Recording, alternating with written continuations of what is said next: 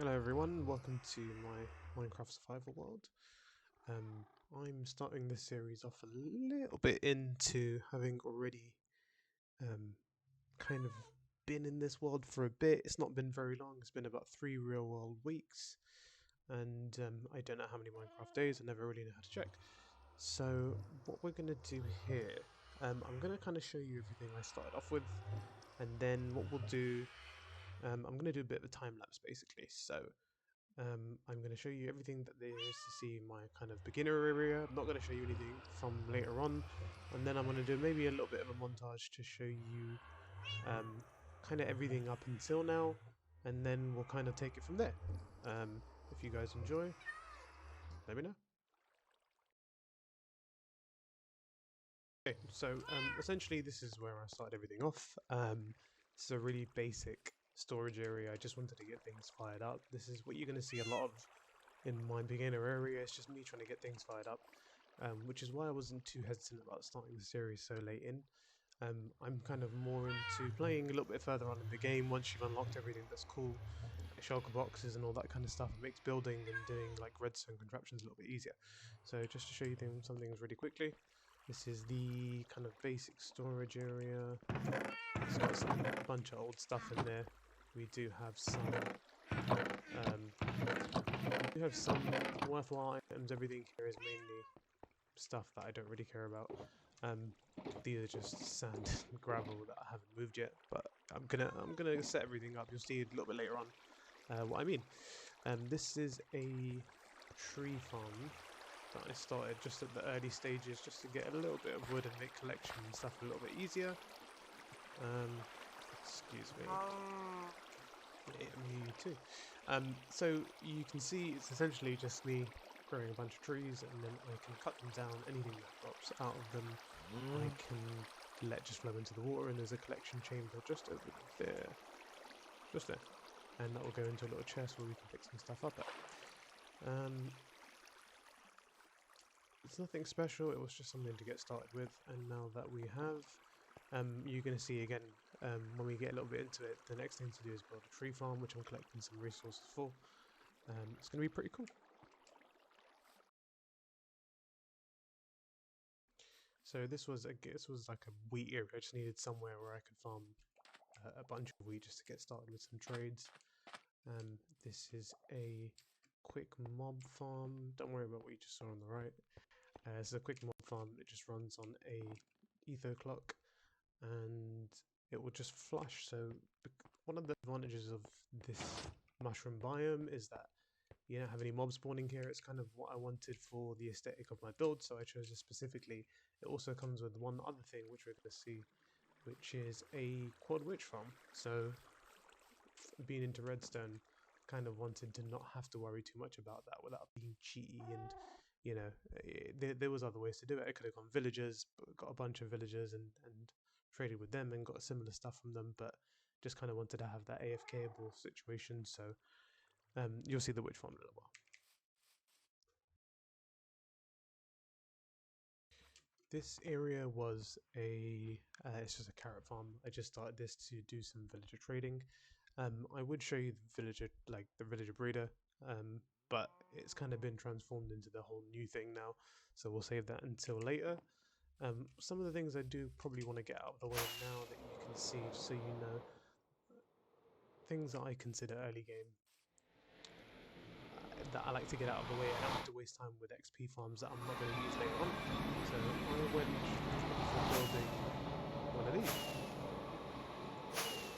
Just get a little bit further up for you. And this is pretty much me set for the game. I don't want to deal with, I don't have XP, I can't enchant stuff or whatever. I like to get that out of the way, so I did that pretty early game. But yeah, what we're going to do now probably is we'll run into a kind of just a breakdown of everything. I'll run through everything we've done so far. Anything that actually got captured, one of the other reasons why I couldn't record through from what I had before. We're pretty good now, so there shouldn't be any problems going forward, but I'll run through everything with you.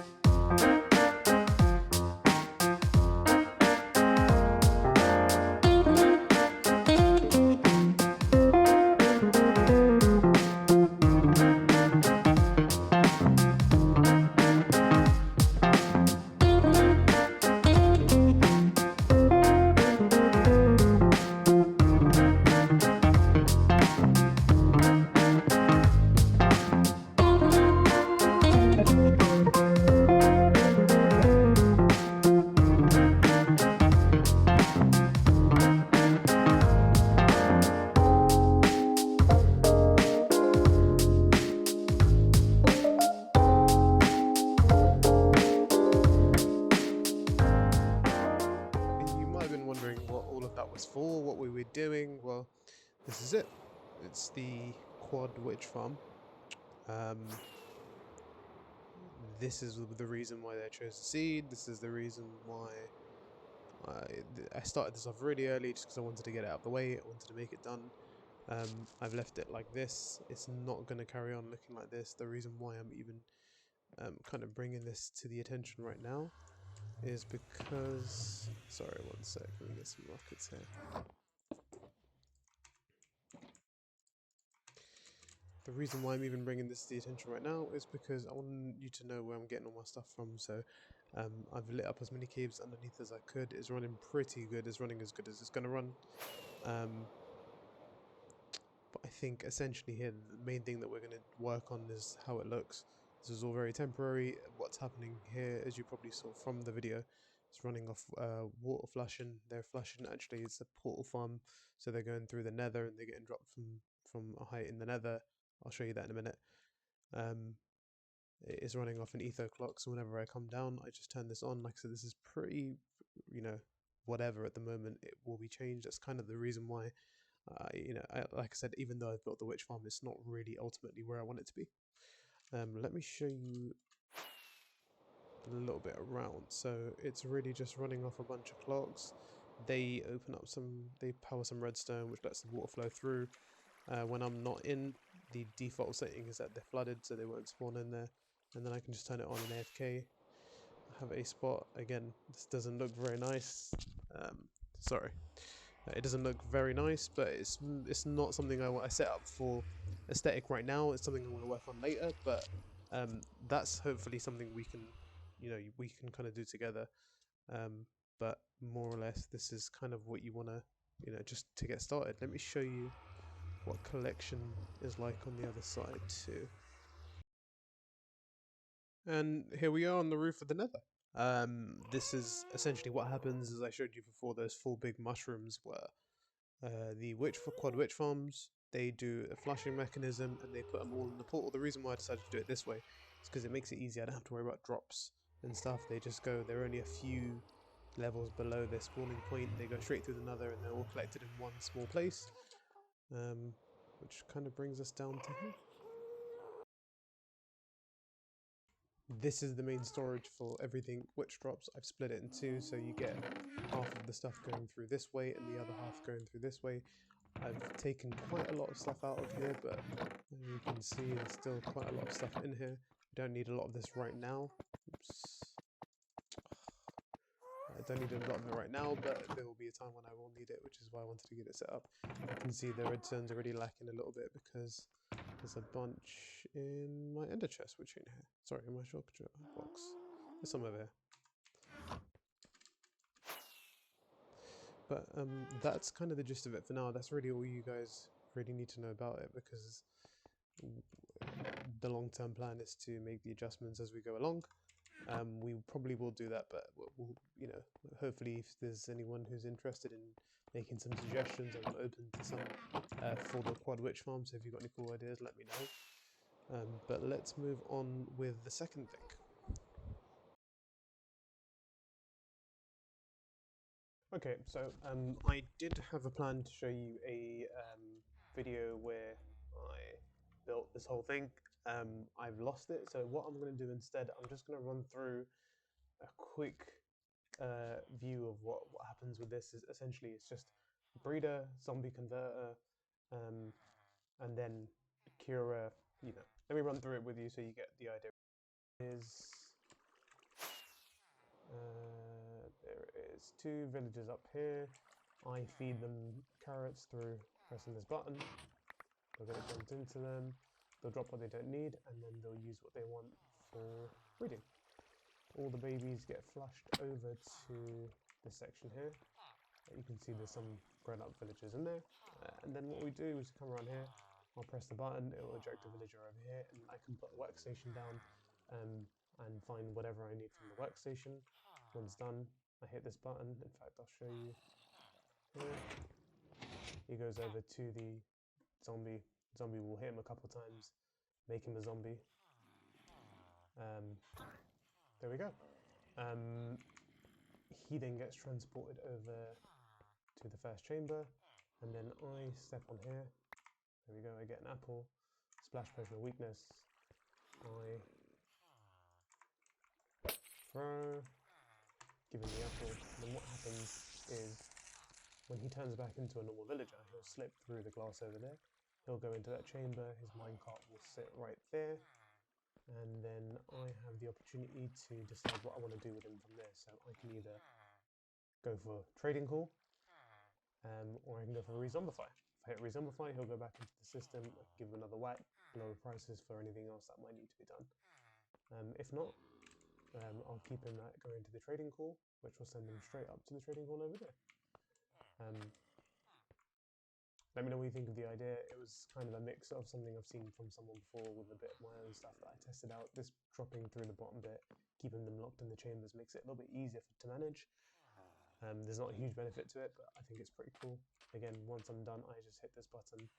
That will drop the minecart from there onto the powered rail, pick up the villager from there, and then head off to wherever they want to go.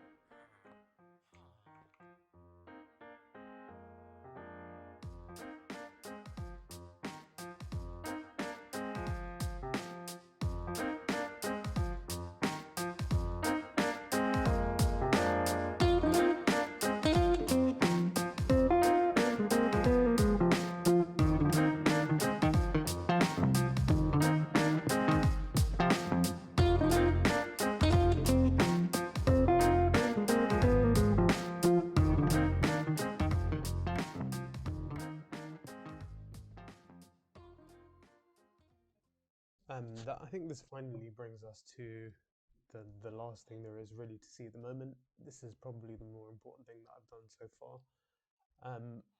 The reason even for doing all of this, the reason why I kind of went through the whole villager trading thing, I just wanted to get set up with everything so I don't have to worry about, do I have this book and how much does it cost and stuff like that. I've already dropped all the prices for everything that seems like I really need in the surplus of. We've got plenty of stonemasons, stonecut, whatever they are. Yeah, mason. For quartz blocks. These guys I just filled out with if I ever just need some quick redstone, it's there for me, but nothing too important. These guys, again, it was just for a few trades. I haven't even really unlocked a lot of these guys' trades yet because it's still really new. I'm going to work on that another time, maybe on a stream or something, I'm not sure, but we'll see that. And then these guys, again, the main reason for them is to sell iron to, so I get a load of iron. Same with these guys, and same with these guys over here. This place I'm pretty happy with. There might be a few adjustments, but everything else is going to stay the same. And again, actually the last thing that I did, just to make things even easier, one more, and just because I kind of like doing lots of redstone stuff. This is a vending machine for books. So if I lose all my stuff and I want to quickly go make some stuff, I can click on mending, and I'll take one I'm breaking, and I'll take a silk touch. Where is that? There we go. That then ends up in this box here. I already had an unbreaking from a different thing I was checking from before. This ends up here. Now I can choose if I get enough of them, I'll just hit the button. That'll dispense a new one. I can just take the book with me to my pigman farm and then, kind of repair stuff, make new stuff, not have to worry about XP all at the same time. Once I'm done with this, I'll just break the box, I'll bring it back here, and back in there it goes. I think it's pretty cool. I didn't spend too much time on it. It's pretty straightforward. If you guys want tutorials for anything, let me know and I'll post something. The last thing here, I'm just going to show you what we're dealing with. This is going to essentially end up being the storage area for the entire base. And just to show you the size of the mushroom island, it's pretty big. There's quite a lot of stuff that I want to put in here. There's so much I haven't done yet. There's so much stuff I've just been waiting to kind of get into place. Now that I've done the two main things I need, I've got, well, not even the two, there's a bunch of stuff I wanted to get set up beforehand, which has been done. So I think at this point we're pretty much good to go. I'm going to bring it back to where we started, the big mess of an area that we're going to hopefully get sorted very soon. I'm working on everything so far.